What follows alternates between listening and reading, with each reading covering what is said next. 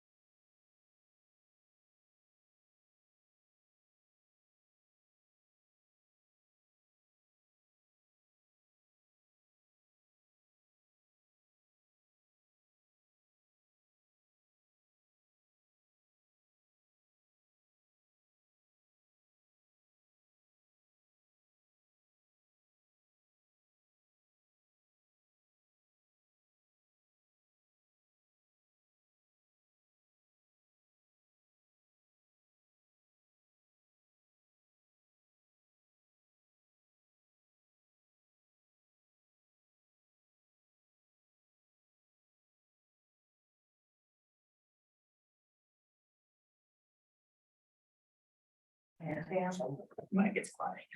Even if he gets back to one, I'm going to say that. And if let's go inside. 1 minute and a half. I didn't bring bids into the meeting. I'm gonna bring him to the candidates forum. Can I be at work?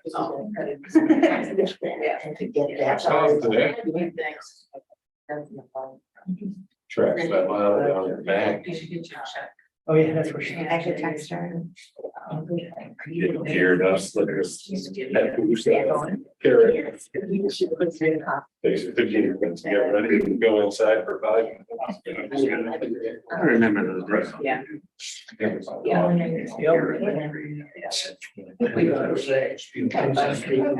like the old days where you just got to sit and try by yourself, like I'm ran in the grocery store. I think this is a little too young for that. Oh, take care of that idea. Got enough TV. Exactly. Every 2 hours. Oh, my. All right, well, 1 o'clock says 7 o'clock, so I'd like to call this meeting to order. If you can all rise for the pledge, please. With allegiance to the flag of the United States of America and to the republic for which it stands, one nation, under God, indivisible, with liberty and justice for all.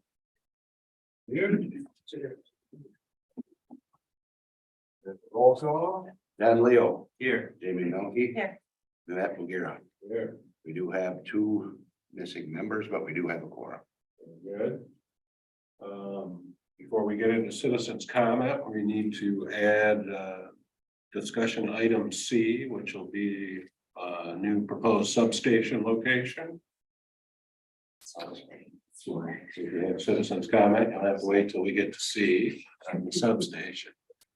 If there's any other citizens comment, this is your opportunity for an item that's not on the agenda. Good evening. My name is Chip Everest and I live at 4 Beach Drive. You've heard me before, but so I'll keep it short. In the spirit of transparency and best practices for running a local government, I would like the council to provide a more detailed comparative cost analysis citing the electrical station at Deer Park or Lake Street. I believe the number could be as high as $750,000 to $1 million, but it would be nice to know the truth. It is only fair to the city council and to the citizen if the number is accurate to minimize exaggeration. The public needs to know the exact total cost difference. Thanks. Yeah. Good evening, I'm Christy Cannon. I'm president of the Weekly Taunsing Landowners Association.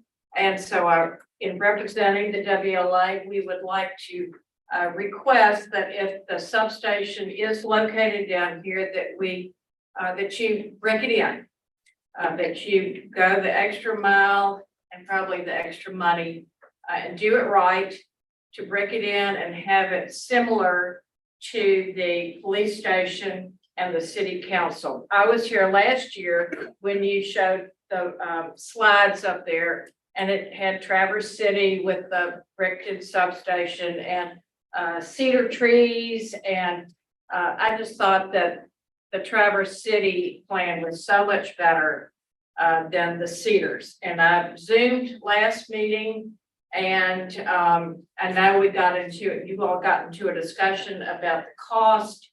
And I know Nancy Rondell was questioning why we didn't go with the cedars, but I would really, and I think the rebuttal on that was it would take so long for the cedars to grow.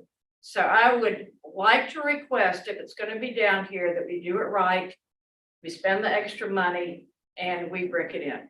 Not only for when you come down the hill and you see a beautiful town and you've got wires and towers and cedars, and it takes a long time for the cedars to grow. And you don't even know if they're going to live. So I would suggest doing it correctly. Thank you very much. And not only for the WLA, but for the entire city of Harbor Springs. Because I would think that the entire city would want to see it bricked in. Thank you. Thank you. Okay.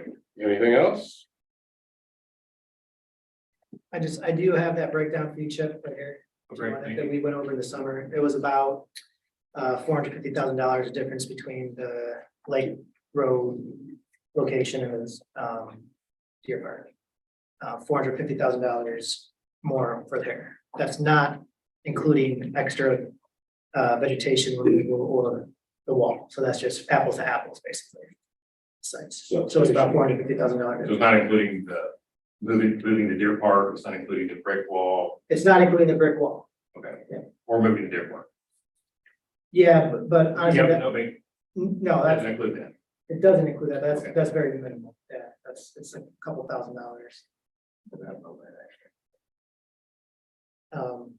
It's minimal, but I got it right here for you. Okay. All right. There's no more citizens comment. Let's move on to the consent agenda. Any public comment on that? Good. Any comments at the table? No, I went through it and it looked okay to me. So I would move to approve the consent agenda. Second. Matt Bulgira, Yes. Sam Leo, Yes. David Milky. Yes. Motion carried. Okay, discussion items. Robert, we're ready for your cemetery update.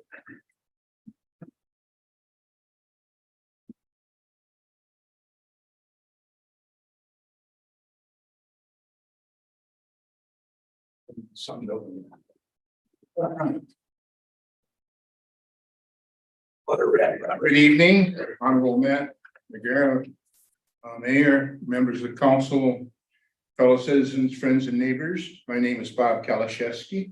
I represent the city of Harbor Springs on the Lakeview Cemetery Board, along with Richard Schiller, who is the president, and he is from Little Traverse Township, and Robert Sanford, who is the secretary from West Traverse Township, and myself. We represent basically the operations of Lakeview Cemetery. Our audit has been done. It was done early in the year, but I didn't get it until I could present it to the board and for approval. We've had 3 auditors in the last 5 years. Our newest is Dan Smith and Company. We're told that people get scared away by the Michigan employment retirement system and all of their problems and things and hoops you have to jump through. Our bookkeeper auditors, Marty Krupa, does an excellent job. Our capital assets at Lakeview Cemetery are $379,000. We have cash and investments totaling $305,000. Property taxes that were levied in year 21 for 22 were $945,000. We have a fund balance of $284,000. The highlights of the audit were basically said we were doing a pretty good job. Our revenues were $6,600 over what we had budgeted. The expenses were $38,000 under what we had budgeted because we budgeted a little bit high because we never know what's going to happen. Our sexton is John Weber, but he's retiring at the end of 24. So we are in the process of putting together a ad to put in the different papers and such to find another sexton to work with John through the summer season next year, and then be in that position at the end of 24. Groundskeeper is John Peters. The guys do a beautiful job up there. If you haven't been up there, I suggest you take a drive through and see what it looks like. Couple of things on the horizon. If you're familiar with the cemetery at all, and you know where the cemetery building is, right there in the corner, we have looked at an area of about 100 foot square where we were looking at cremation only areas, and we're developing that. So the sites won't be 3.5 or 3.8 inches by 15. They'll be more like 3.5 or 4 feet for cremations. The other thing we're looking at is we've talked about a fence for years because a number of people came to us and said they wanted to put up a fence. Well, that fizzled out. As we continue to look at it, though, we know the fence needs to be replaced. And we're looking at a couple of different options. It would include all the fencing except what runs between cemetery property and Prairie Farm Village. So looking forward to where are we going? We budgeted this year a little high. Obviously, our budget for employees and such is going to be high. We bring on another person next year, and we have the funds to cover that. We're looking forward to being able to find somebody who will be able to work with John and smoothly move into that position of sex. In the confines of the fence of Lakeview Cemetery, Holy Childhood owns a part of that, and it is Holy Childhood Cemetery. Holy Childhood sells the lots in that cemetery, but burial fees and everything else are taken care of by Lakeview. And we pay a percentage of the water that is used to keep the cemetery nice and green. And we pay a maintenance fee to the cemetery for the mowing and other things that they do up there. Holy Childhood has done a couple of things. We put up a new flagpole. We're looking at a spot where we're going to be able to inter newborn infants who are not viable at birth at no cost to whomever the family is. There is a spot that's been there for years for that purpose, but it's in the Lakeview side. So we want to develop one in Holy Childhood side, just to kind of give you what's going on up there. We have, I don't think any of our equipment is older than 3 years. The guys keep it up really well. We have a problem where it takes replacing tires on the mowers because of the wear and tear on the concrete. We had the roads all sealed by somebody, and apparently company they usually got their stuff from wasn't capable of getting it. They got it someplace else and it's not sticking well. They told us they'd replace it, but of course, John's having an awful time getting a hold of them. But that's something that needs to be done. Other than that, we don't have any major ideas coming up, no particular problems, no particular changes in anything. So the cemetery actually, as I've told you in previous years, is doing pretty good. Questions? Good. Thank you. All right, thank you. Thank you.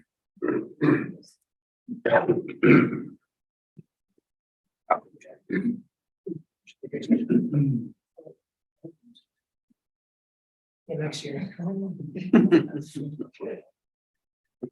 Coffee shop tomorrow. Oh, yeah.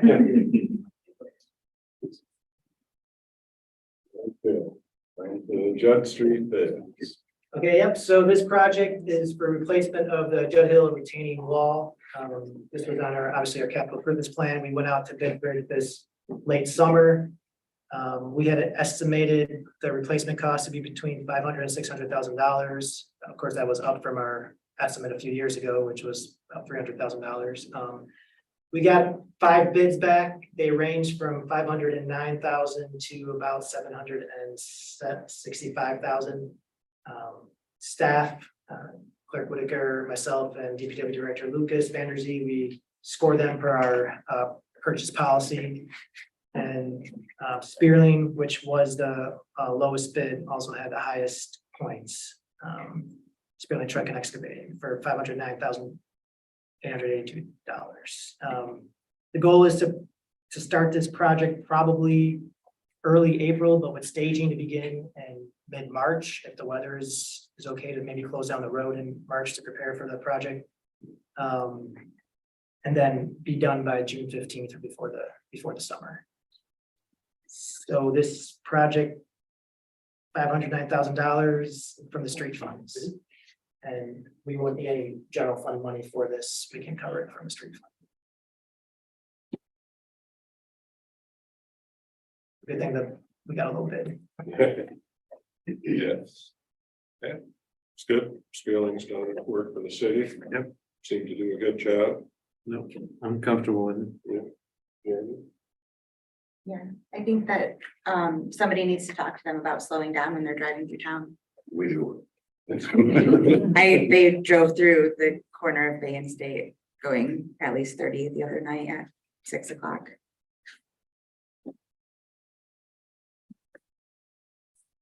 Think that's an action item for the police there? Yeah. But otherwise, I think that's good. Skipped over the public comment. Is there any public comment on our own Judd project? Question, who are the engineers? Benchmark. Benchmark engineering. And he's drawing up the specs. So we- Yeah. They're all in Somewhere. here. Sorry, get to it. It's gonna take a little bit for it to load, but. In fact, they're all in the council packet, the removals, everything's there.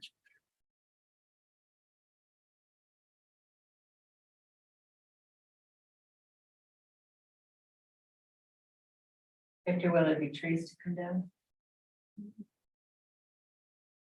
That's a good question. Don't know. I would imagine there have to be a minimal amount at the edge anyway to get equipment in there.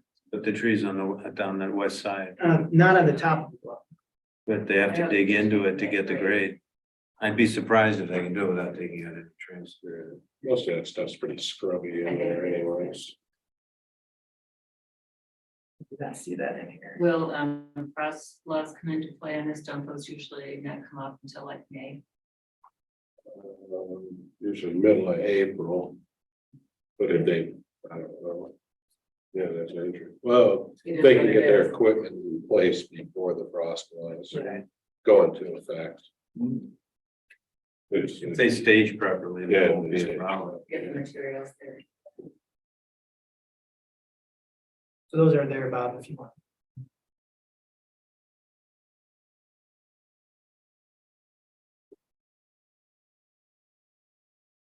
Oh. Yeah. Look a lot better than the current one. Right, Are we to assume that, Judd will then be closed? For that period of time, to traffic coming from either direction, is that correct? right, assume so. Yeah, I think that's stated in there somewhere. Yeah, it's in there, it'll yeah. be closed. So the potential is, to close as early as March 18th. For the staging.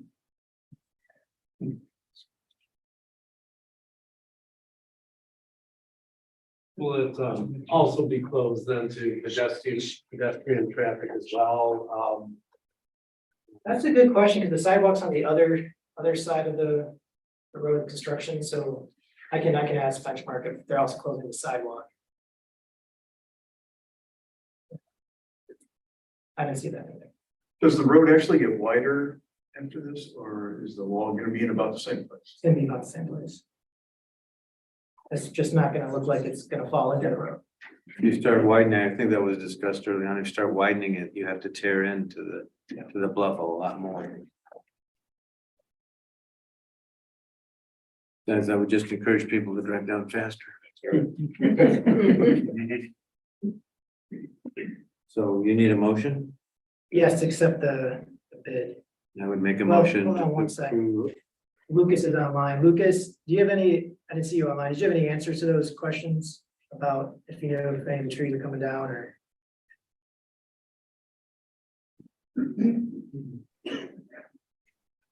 Yeah, there is, like Nick had said, from years of us trimming along that west wall from trees coming over, there's a bunch of scrub. Most of it's kind of stumps and things like that, bunch of poison ivy, and they will have to excavate into that a bit to place the wall. So some of it will come out, a majority of it's not in the right of way, so it's been heavily trimmed by the owners and stuff from above. So there's that. I would foresee that the sidewalk would be closed, just mostly for safety reasons, and then also a good portion of it is getting replaced. We've had some undermining from the rainwater and such under that sidewalk, so we'll probably get in there and redo that curb and majority of the sidewalk. Response for the frost laws or, Oh, and then, yeah, the frost laws, that's part of the consideration of letting them stage a little bit early and having the road closed in March is the potential. So if there are frost laws, they can either get there before, or if it's during, they can do short loads to haul in the equipment and the materials, so they can run lighter loads that are legal on the roads that are protected by frost laws. thanks, Lucas. I forgot he was online. That's good. Yeah. I do have a motion by John Leo, Second motion, Eva Melky, Yes. Matt Guerra, yes. John Leo. Yes. Spurlings it is. Fantastic. Item C. Item C. All right, so this just came up to us just recently, last Friday. Our electric supervisor was talking with a new property owner who actually purchased one of the properties, one of the private properties, which we had considered last year when looking at where to site the substation. And at that time, all three private property owners did not want to consider selling or giving the city an easement. This new property owner expressed an interest to talk about it. So I think the prudent thing to do was to bring in a council to see whether or not we want to authorize me to talk, just to see if they're seriously interested and if this seriously would work as an option. I mean, it would work as an option. It was considered as a site. We do have the site analysis in here as well that we provided last year, I believe last October, the site. So it is a feasible site. It's potentially, the location is between, it's off of Hoyt Road, kind of between Hoyt and Bester. This red line here is our transmission line or distribution line. Here. Just to clarify for those of you who probably know, it was the Heckenberg Black Forest property. And it's down where Mary Lou Dawson lives. It's back in the woods underneath the main 46 line anyway. So that's where it's at. So there are some, the advantages are it would be less expensive from a construction standpoint. The 46 kV line would not have to be save $700,000 on the construction of that. And we would not need to add the same underground lines, the extension from there to here. So that's where we save costs. The unknowns are the cost to acquire if he's seriously interested in it. He did express an interest, but if he's serious, what it would cost to acquire it, how long the process will take. We also need an easement there from the Hoyt Road to the substation here. So acquiring that, what that would look like as something to consider. And then it'd have to go through the planning commission and the township. So we're talking about, potentially a few to, 3 to 6 months, maybe next spring, if this were to go, if it were even a possibility.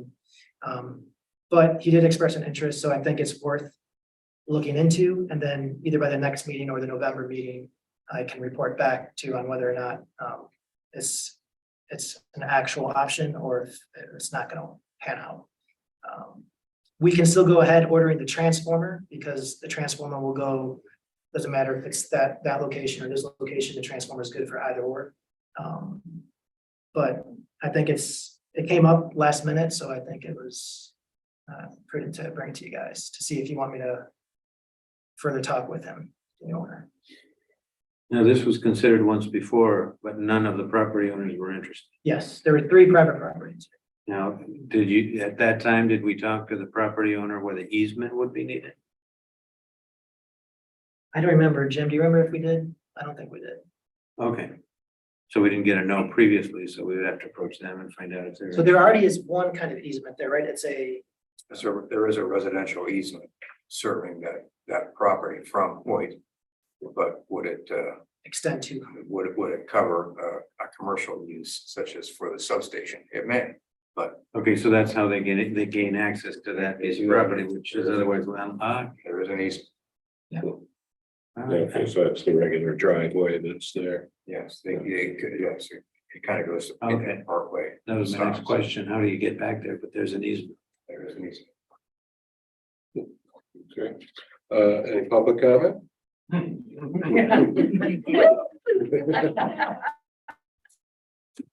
Well, right now, we're still in the opening stages. We don't even know if this is a viable option. All things considered, if it were, I think it's a wonderful option. I appreciate your following through on it. Absolutely. Given the price differences, there's a lot of money to play here.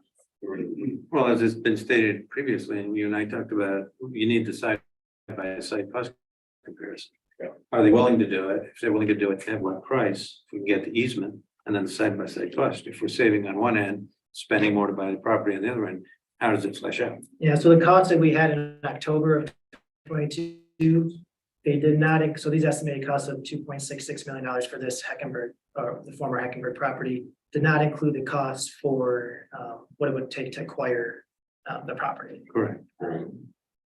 But that, I think, is the only cost that is not included in that. Right, and depending on the path, how this falls out, it probably wouldn't need any screening other than a fence and maybe some. Well, that's why you need the side by side to get to the end result of having a functional substation. I think it's absolutely worth exploring. And if we go ahead and pull the trigger on the transformer, which was a long lead time item anyway. Yeah. We don't lose anything. 18 months about. Get the transformer on order, talk to the property owners, talk to the township. See where we land. Well, Bill Mulder, West Summit. This sure seems like it's worth exploring. I see no downside whatsoever to having a conversation and bring some numbers together. So the option that wasn't here just a few days ago is fantastic. So let's explore it. Potentially. Perfect. You need anything other than the consensus to? Yeah, consensus to, just to talk about it. We'll pause engineering, designing on that.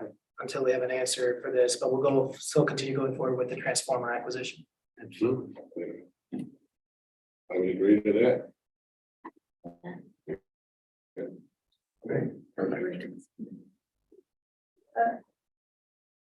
Then on the agenda, I'll just really quickly go through the city manager's report.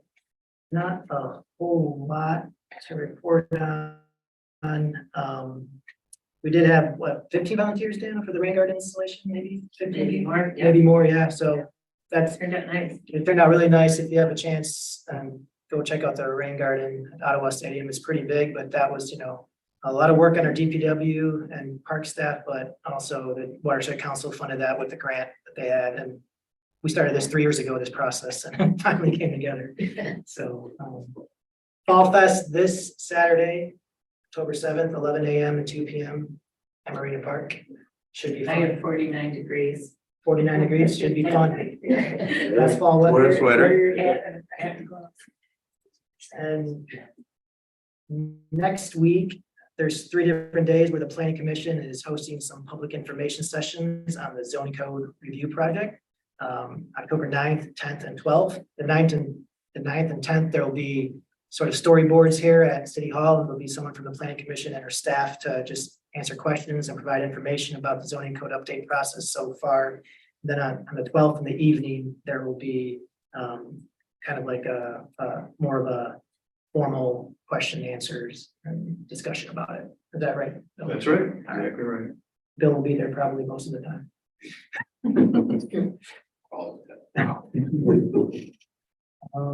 So Parks Board, they met, reviewed Fall Fest and CIP projects.